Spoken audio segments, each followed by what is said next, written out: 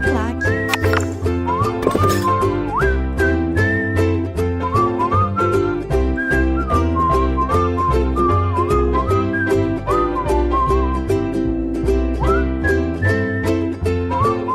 Alô você, concurseiro de todo o Brasil, é um prazer mais uma vez recebê-lo em nossa companhia. Seja bem-vindo, meu amigo, minha amiga, a este site de sucesso, este site que vai fazer de você mais um dos nossos campeões. Sou o professor Jefferson Fiel, professor de matemática, raciocínio lógico e estatística. E na aula de hoje, galera, vamos falar sobre gráficos estatísticos. Vamos aprender aí a fazer a análise e a interpretação matemática de gráficos estatísticos. É bom lembrar que quando a gente fala em análise de gráficos, envolve duas situações. Uma coisa é você saber interpretar e analisar o gráfico. A outra é operacionar, ou seja, a partir do momento que você conseguiu fazer uma análise daquele gráfico, obviamente você tem que dar uma resposta, e essa resposta implica numa ação matemática através de algum cálculo, envolvendo talvez uma porcentagem ou uma média, enfim. Todo gráfico ele vai representar e vai solicitar de você ao mesmo tempo o desenvolvimento de uma equação ou a descoberta de um determinado valor, ok?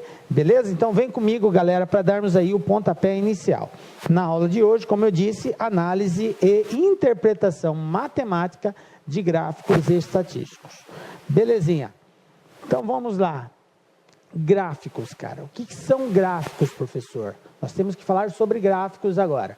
Bom, primeiro, a definição técnica de gráfico. Nós temos que é uma representação com forma geométrica, construída de maneira exata e precisa a partir de informações numéricas obtidas através de pesquisas e organizadas em uma tabela. Bom, a gente sabe que a estatística funciona assim, né? Vai em campo, colhe os dados, esses dados são apresentados em tabelas e essas tabelas, por sua vez, são transformadas em gráficos, tá? Então, os gráficos nos retratam valores que foram captados em campo através de uma pesquisa estatística.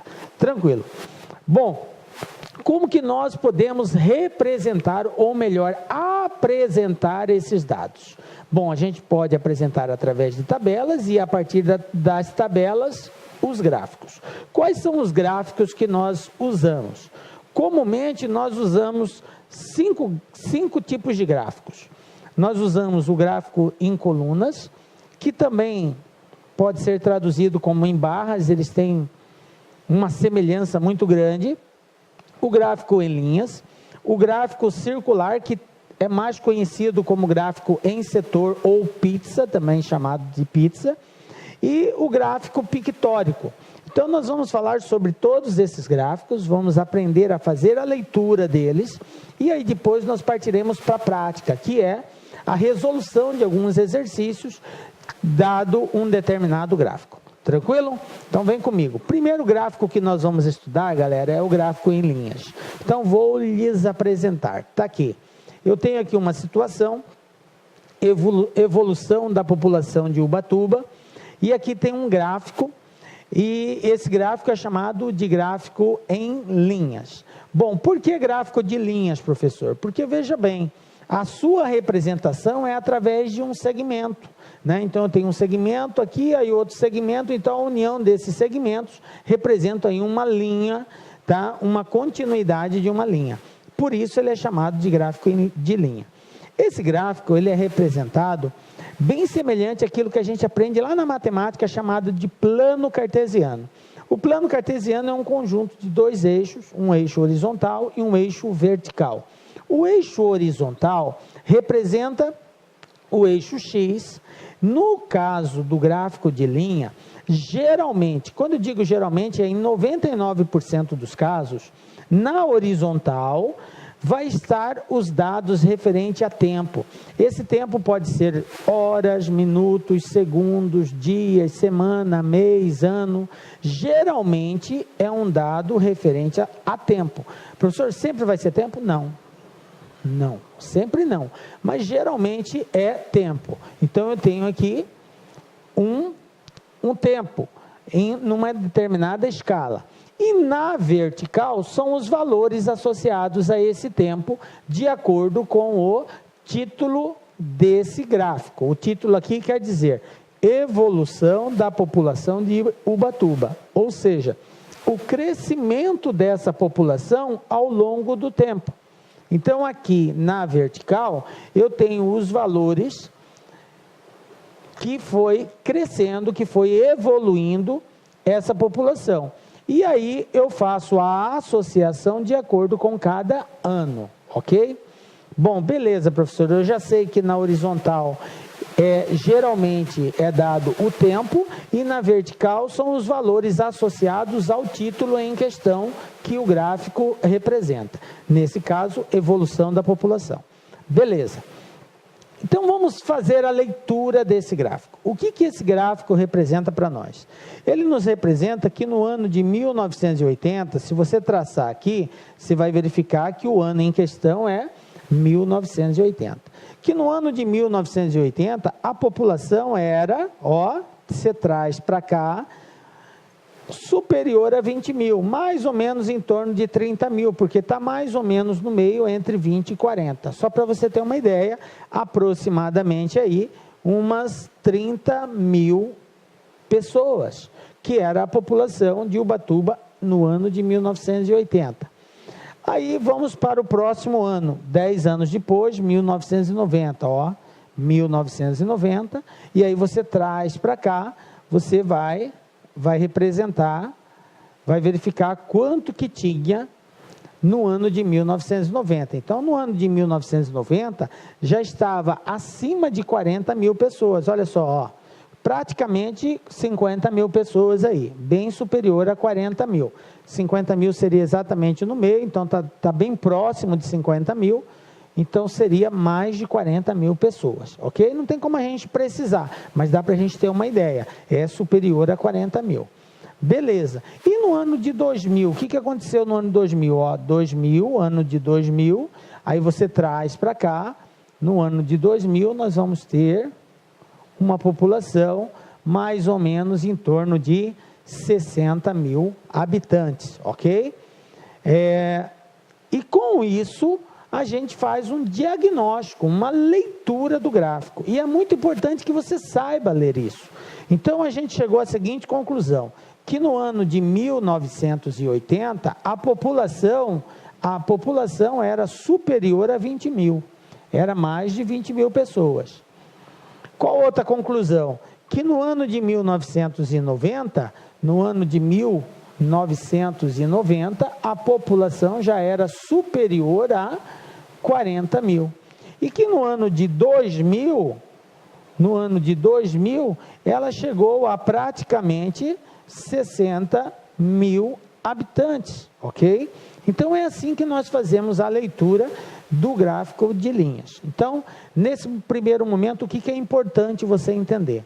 Que gráfico de linhas é esse formato de representação, através de segmentos, onde há o encontro de cada segmento, o ponto de encontro, tem uma referência no tempo. No caso aqui 1980, aqui 1990, aqui 2000, ok? Beleza? Bom, e esse mesmo ponto que representa a referência no tempo, também tem uma projeção numa certa quantidade, de acordo com o título do gráfico, beleza? Então, você já sabe como fazer a leitura de um gráfico de linha e como identificá-lo também. Obviamente, cara, nenhum concurso vai perguntar para você, olha, que tipo de gráfico é esse? Não, eles não vão fazer esse tipo de pergunta. Ele vai te dar um gráfico e vai fazer alguma pergunta referente a esse gráfico.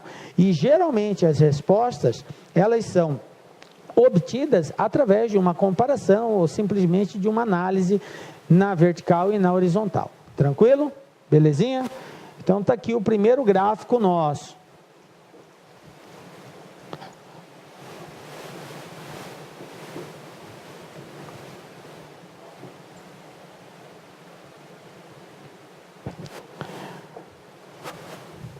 Segundo gráfico, o gráfico de coluna. Bom, o gráfico de coluna são essas barras verticais apresentadas aqui.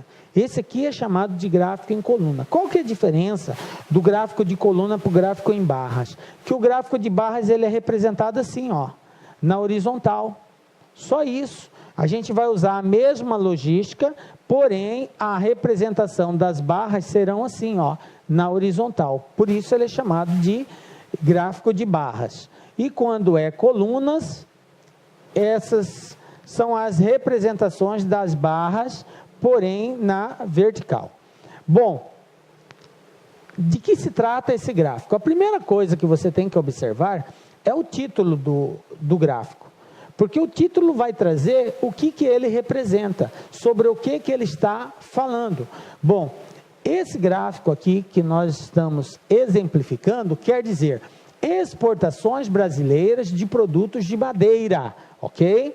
Então, isso aqui representa, ano a ano, a quantidade de madeiras exportadas. Aqui, exportações brasileiras de produtos de madeira. Então, aqui está, em referência, os valores na vertical e na horizontal consta o período que foi comercializado esses produtos de madeira, beleza? Então, eu tenho aqui, neste gráfico de 2004 até 2015, ok?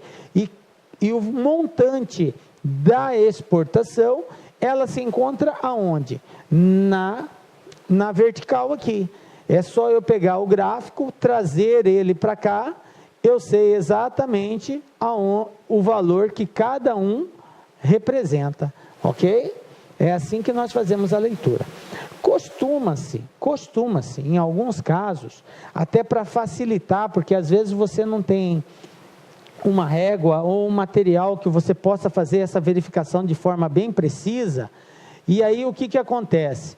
Alguns gráficos, ao invés de mostrar isso daqui, traz uma linha pontilhada, só para você ter uma ideia de qual é o valor representado aqui, ou em outros casos, ele coloca o valor em cima da barra. Por exemplo, vou apagar aqui para representar melhor. Vamos supor essa barra aqui.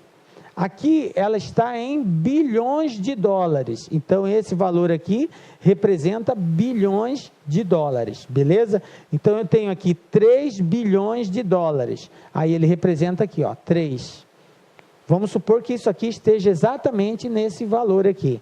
Esse outro já está um pouquinho mais acima. Não, esse aqui está igual a esse, também vai ser 3 bilhões. Esse daqui, de 2006, já está um pouquinho acima, ele coloca aqui 3,2. Então, às vezes acontece do gráfico representar na parte superior da barra os valores correspondentes aqui. Por que eles fazem isso? Para evitar equívocos, para você não incorrer em erros. De repente você está achando que é 3,4 e é 3,3 que deve ser considerado, e aí você acaba encontrando uma resposta errada. Então eles trazem esse valor bem na parte superior de cada barra, para facilitar a compreensão da leitura vertical. Ou, como eu disse, talvez, se eles não fizerem isso, eles podem estar representando assim de forma tracejada, para que você identifique aqui exatamente qual é o valor correspondente. Então, são duas formas de ser apresentado.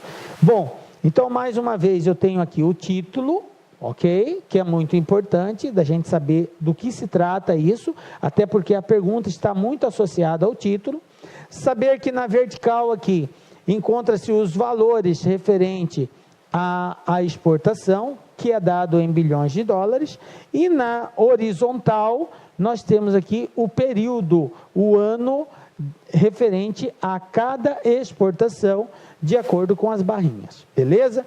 Então, esta representação é chamado de gráfico de coluna, ok? Belezinha. Então, já conhecemos gráficos de linha e o gráfico de coluna. Agora, vamos falar do gráfico de setor, ou gráfico circular, ou gráfico de pizza, ok? Tecnicamente é mais usado o termo setores, tá? Mas se fala também em gráfico circular e gráfico em pizza. Nós vamos usar aqui a nomenclatura setores, Por quê? Porque eu tenho aqui uma circunferência e essa circunferência está representada em setores. Então, eu tenho aqui um setor verde, um amarelo, um branco, um vermelho, ok? Então, eu tenho setores representados aqui. Tranquilo? Por isso, o nome gráfico de setores. Vamos entender esse gráfico. Bom, observem que o gráfico de setores, ele vai ser sempre nesse formato, circular, dividido dessa forma. E se você verificar bem, ele parece realmente com uma pizza. Imagine só a pizza, você está cortando ela em pedaços aqui, ó. Não é assim que a gente tira as fatias da pizza? E cada fatia dessa é chamada de setor. Por isso, gráfico em setores. Bom, o procedimento de análise segue-se o mesmo dos anteriores. Primeira coisa que eu tenho que verificar é o título. Esse gráfico representa o que exatamente, professor?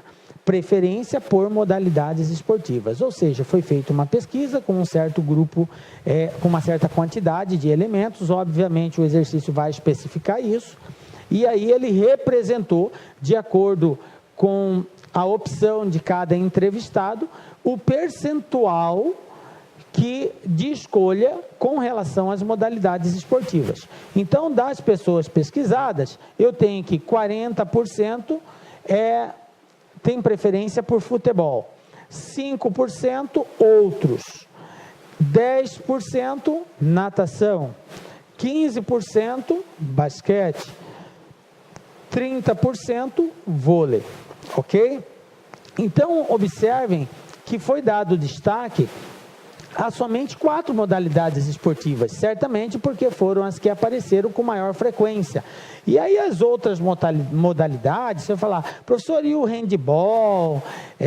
Nós temos várias outras, futsal, nós temos outras modalidades esportivas, atletismo.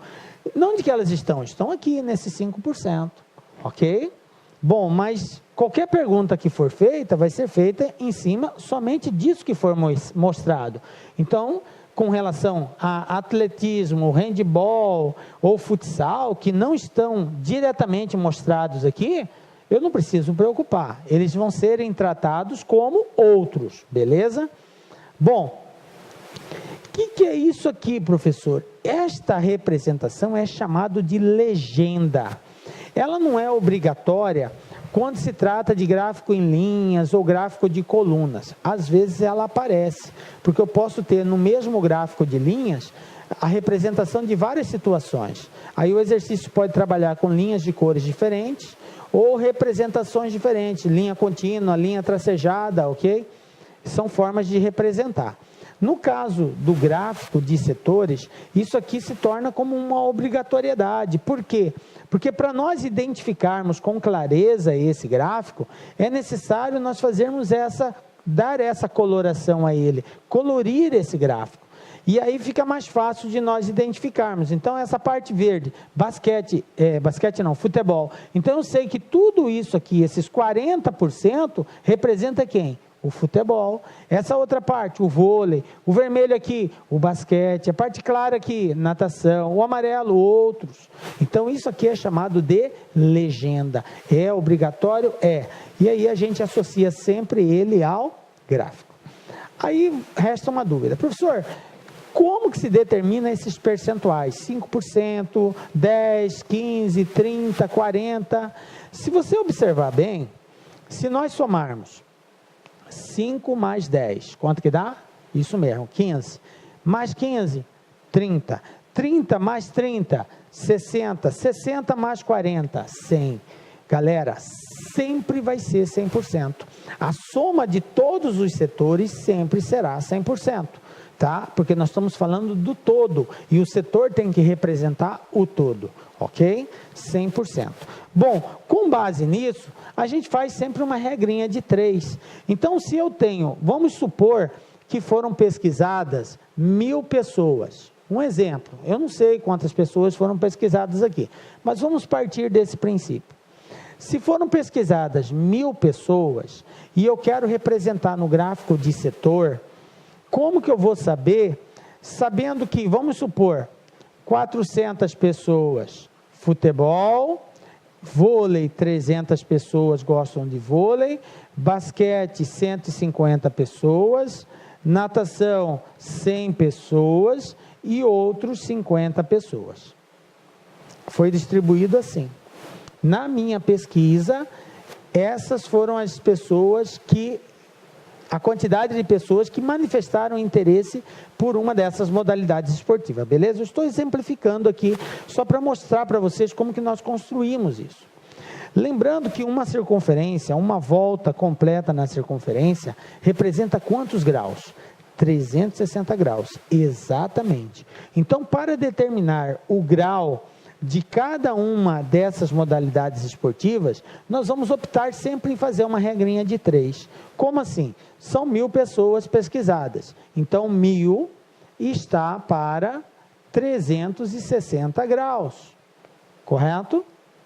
Que é uma volta completa, que foi o total de pessoas pesquisadas. Aí eu quero saber só futebol. Bom, futebol foram 400 pessoas, então 400 está para X. E aí você multiplica cruzado, esse vezes esse, esse vezes esse. Você vai descobrir quantos graus você vai utilizar aqui nesta representação. Por que isso, professor? Para que a representação seja uma representação fiel, assim como o professor Jefferson Fiel, uma representação realista. Você não está colocando um espaço qualquer, esse espaço tem que ser coerente com a amplitude total, que é 360 graus. Então, ao fazer essa multiplicação, 400 vezes 360 dividido por 1000, você vai encontrar aqui, ó, vou fazer esse cálculo aqui. 0, 0, 4 vezes 0, 0, 4 vezes 6, 24... vão 2, 4 vezes 3, 12, 2, 14. Dividido por 1000, tira esses 3 zeros, 144. Ou seja, 144 graus. Na hora de representar no gráfico, você pega lá o transferidor e mede exatamente 144 graus e marca esses 2 pontos. Pronto, pinta essa região de acordo com a opção de escolha de cor. E isso aqui vai representar exatamente a quantidade de pessoas que optaram pelo futebol. Professor, e para descobrir a porcentagem? O mesmo sistema. Você vai pegar 1000, que é todos, está para 100%, 400 está para X. E multiplica cruzado, você vai encontrar que X é igual a 40%. Ok? Usa o mesmo procedimento para descobrir o ângulo.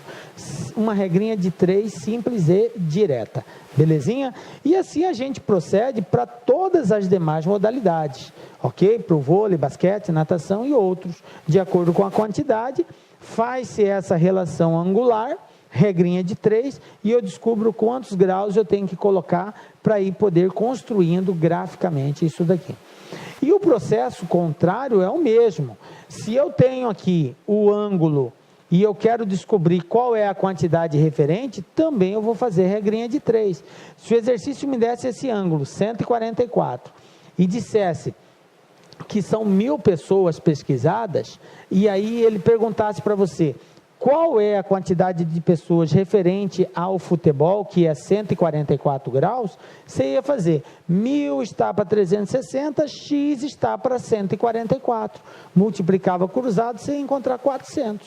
Entenderam? É o mesmo processo, só que agora a incógnita seria na quantidade e não no ângulo.